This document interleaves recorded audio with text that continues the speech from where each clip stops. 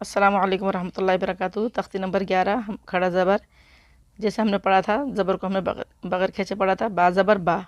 لیکن یہی زبر اگر جب کھڑی حالت میں آ جائے گا تو کھڑا زبر کھڑا زبر کھڑا زبر، تو ان کو ہم ایک الف برابر کھینچ کے پڑھیں گے اس طرح،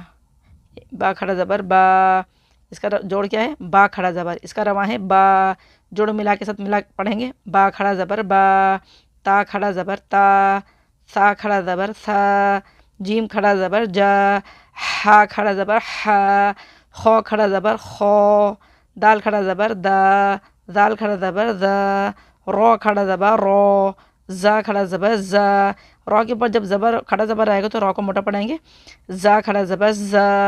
سین کھڑا زبر سا، شین کھڑا زبر شا، صوت کھڑا زبر سو، دوت کھڑا زبر دو، تو کھڑا زبر تو، زو کھڑا زبر زو۔